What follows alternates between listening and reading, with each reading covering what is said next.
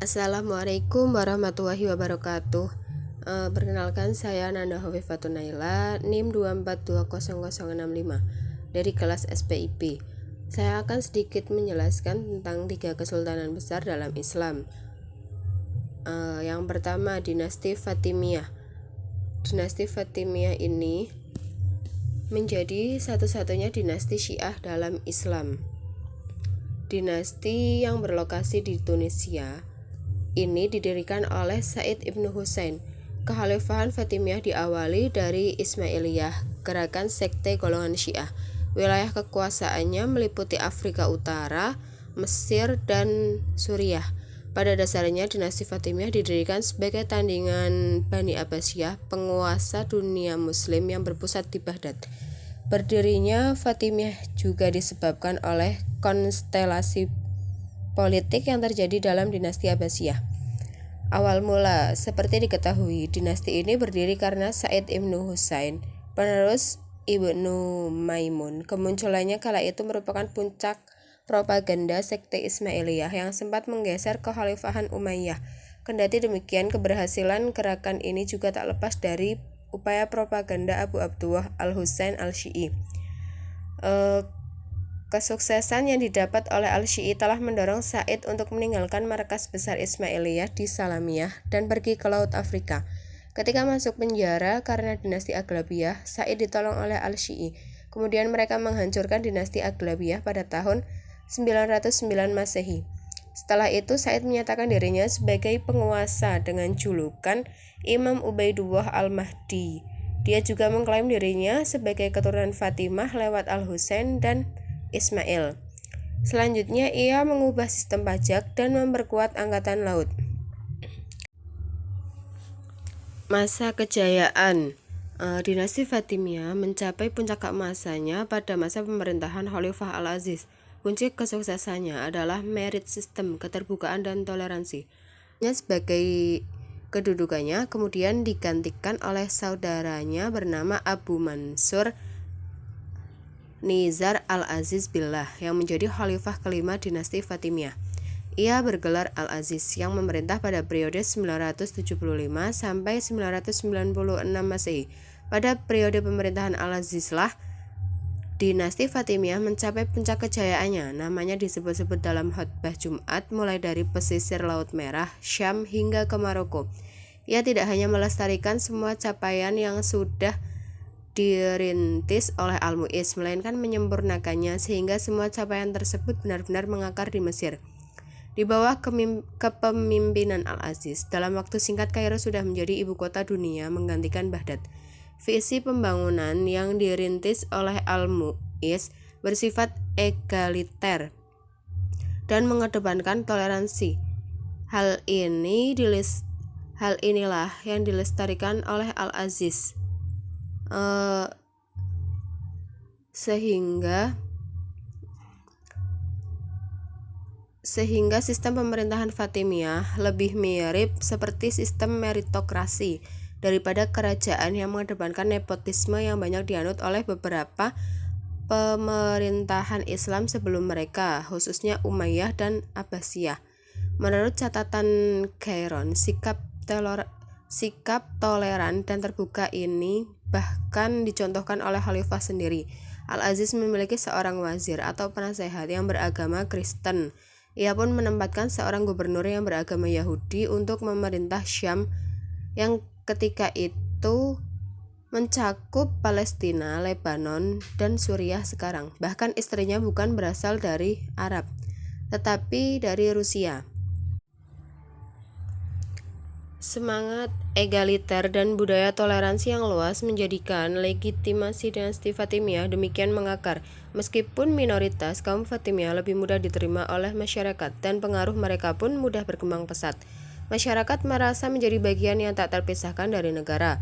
Semua hak warga negara sederajat serta dilindungi oleh negara. Jalan-jalan Kairo terang benderang di malam hari sehingga tingkat kejahatan menurun.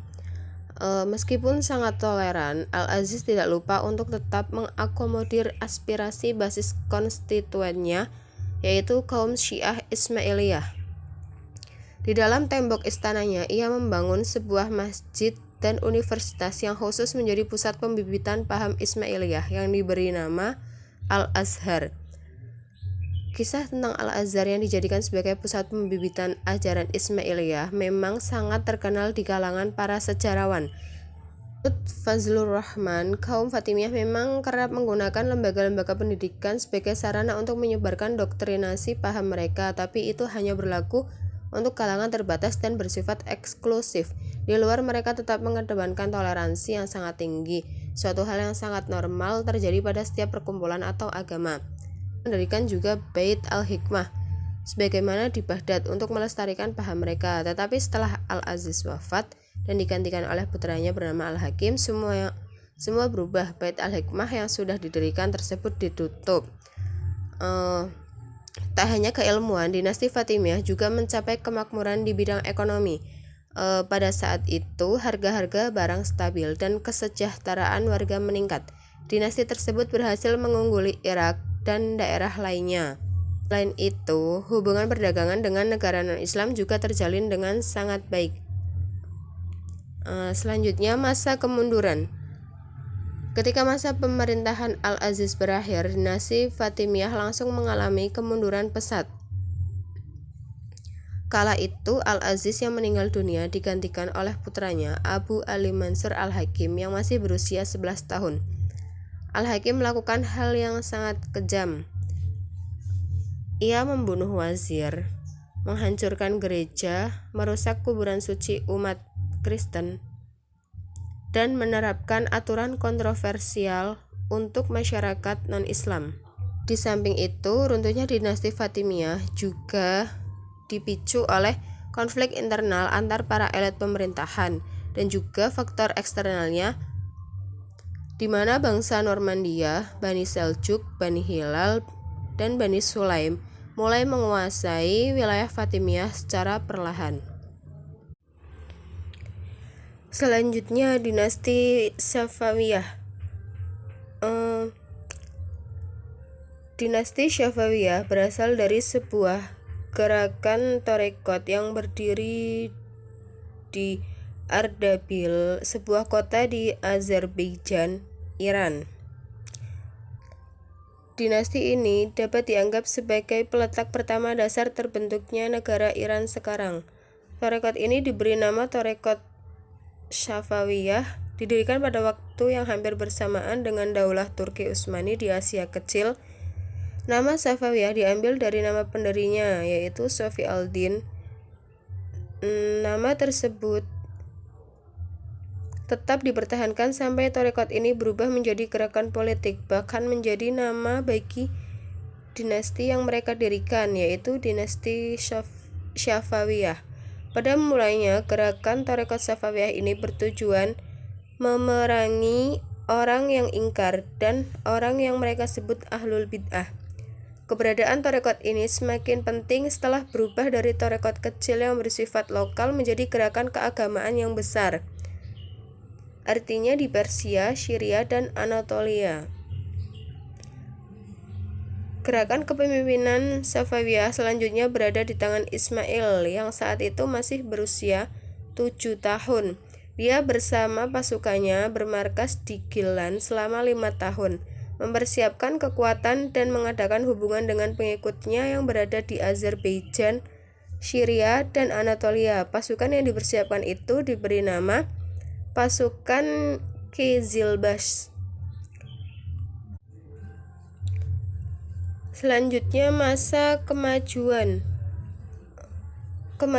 ekonomi, stabilitas politik yang tercipta Sultan Abbas I pada masa pemerintahannya, terlebih lagi setelah Kepulauan Hormuz dikuasai dan pelabuhan Qumrun diubah menjadi Bandar Abbas. Dengan dikuasainya bandar tersebut, maka sumber pendapatan negara dari aktivitas ekspor dan impor menjadi meningkat. Juga dengan dikuasainya bandar ini, maka salah satu jalur dagang laut antara timur dan barat yang biasa diperebutkan oleh Belanda, Inggris, dan Prancis kini telah berada di wilayah kekuasaan Daulah Safawiyah dan sepenuhnya menjadi milik mereka.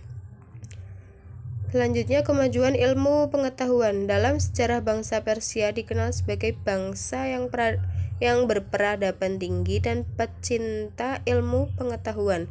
Maka di mana saja mereka berkuasa, di situ didapatkan perkembangan ilmu pengetahuan, tidak terkecuali Daulah Safawiyah atau dinasti Safawiyah. Maka tidak mengherankan jika tradisi keilmuan ikut berkembang pada masa dinasti ini. Selanjutnya, kebudayaan dan seni. Di bidang seni, nampak pada gaya arsitektur bangunan-bangunannya juga dapat dilihat pada kerajinan tangan, keramik, karpet, permadani, pakaian, dan tenunan. Mode tembikar dan model seni lainnya juga sudah dirintis.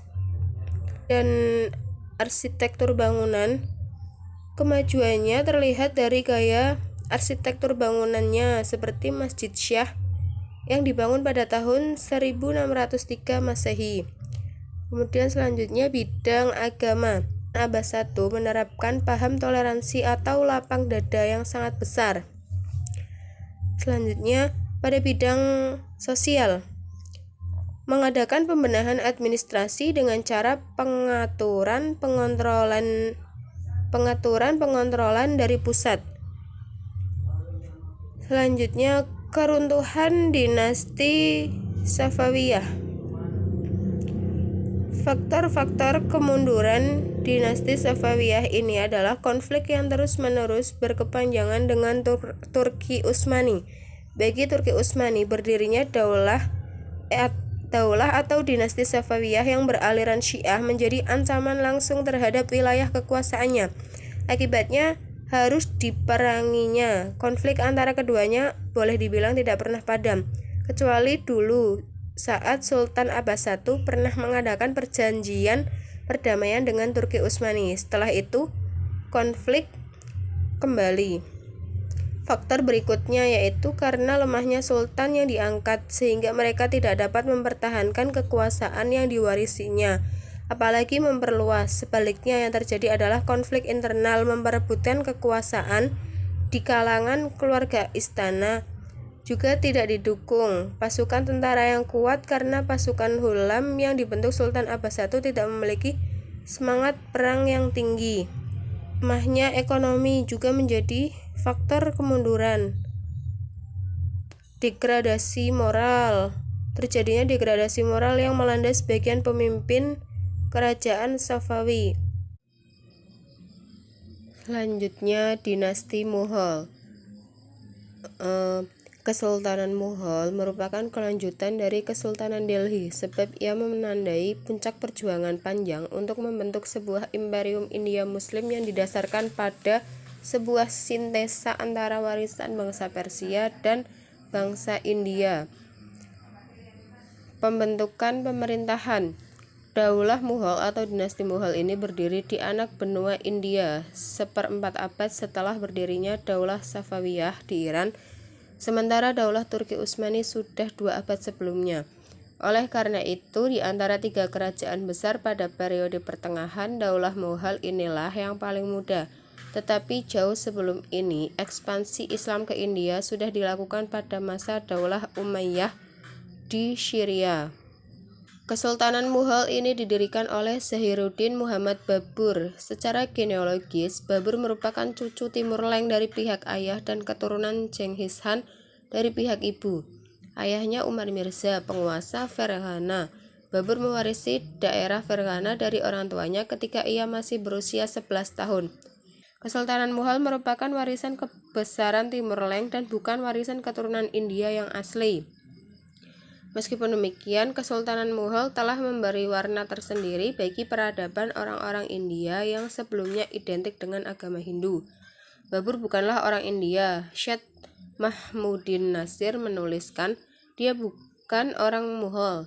Di dalam memoirnya dia menyebut dirinya orang Turki. Akan tetapi cukup aneh, kesultanan yang didirikannya dikenal sebagai Kesultanan Mughal. Sebenarnya Mughal menjadi sebutan umum bagi para petualang yang suka perang dari Persia di Asia Tengah.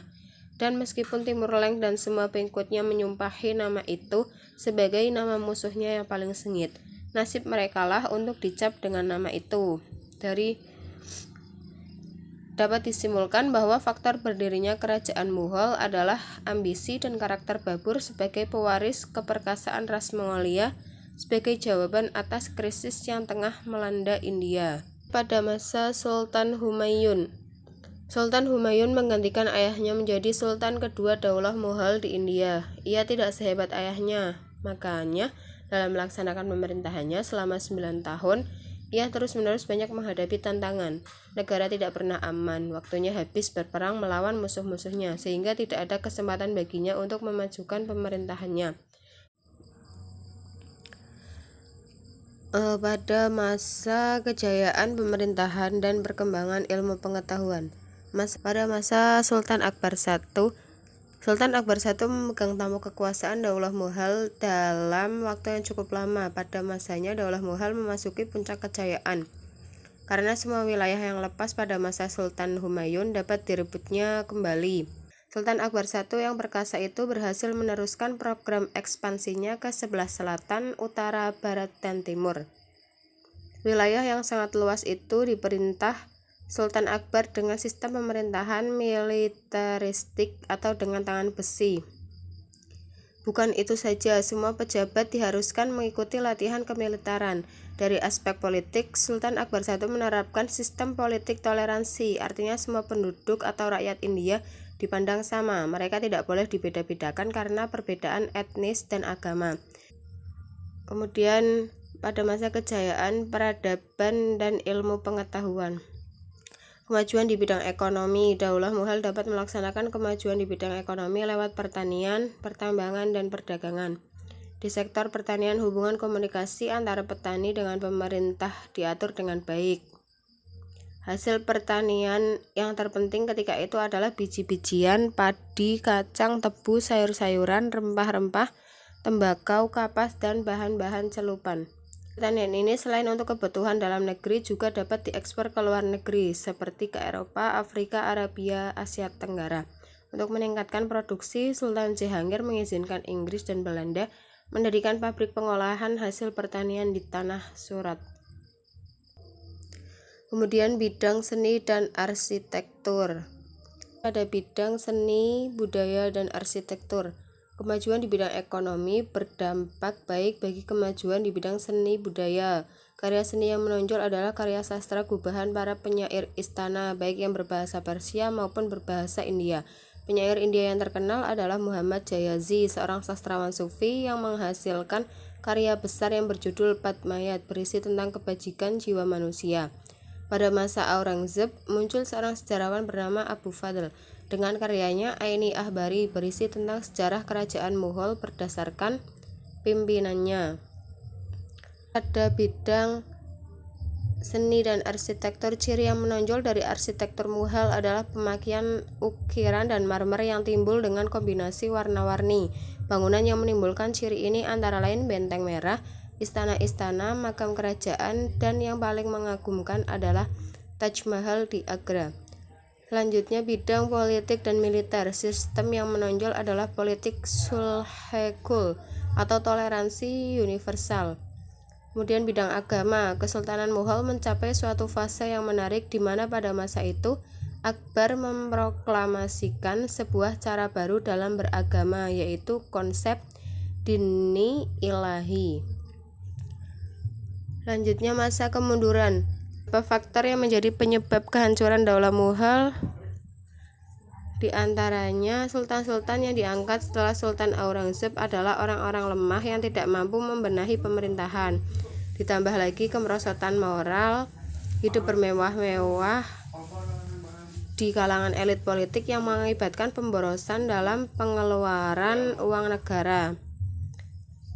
Ada faktor eksternal, terjadi pemberontakan di mana-mana seperti pemberontakan kaum Sikh di utara, gerakan separatis Hindu di India Tengah, kaum muslimin sendiri di timur, dan yang terberat adalah invasi Inggris melalui EIC.